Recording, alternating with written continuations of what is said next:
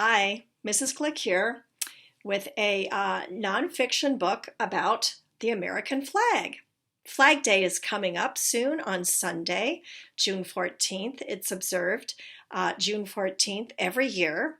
This year it happens to fall on a Sunday, and as we are not able to do big gatherings or gatherings of any size, I hope you enjoy listening to the book, The American Flag by Tyler Monroe. There's my title page, The American Flag. It's part of our U.S. Symbols series for social studies. This happens to be a Learn About the World book with a table of contents. And we're going to start first with a national symbol. A national symbol. Every country in the world has its own flag. A flag is an important symbol of a nation. A flag stands for a country's land and its people. And here are some examples of flags from around the world. Do you recognize any of those any of those flags from any countries? You might. The American flag is red, white, and blue. It has 7 red stripes and 6 white stripes. It also has 50 white stars on a blue rectangle.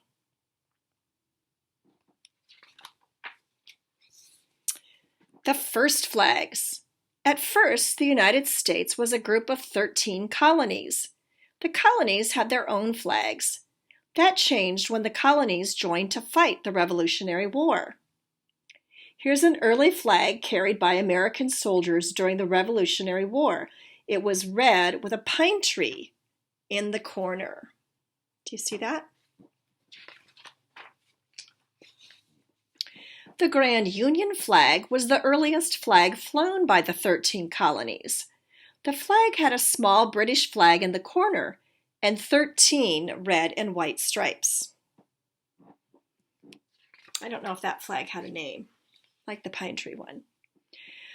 In 1777, the Continental Congress passed the first Flag Act. The law created a new flag with 13 stars and 13 stripes.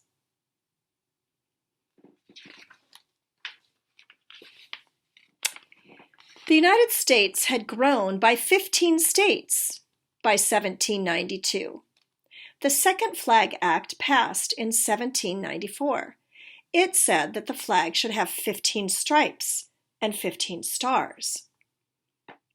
So 1 star for each state. In 1818, Congress passed the third Flag Act. It said the flag should have 13 stripes. Congress could also add stars as new states joined the United States. So as you can see, back in 1818, we did not have 50 states. The symbol today. People fly the American flag in many places. The flag flies outside post offices, government buildings, and schools. There's even a flag on the moon.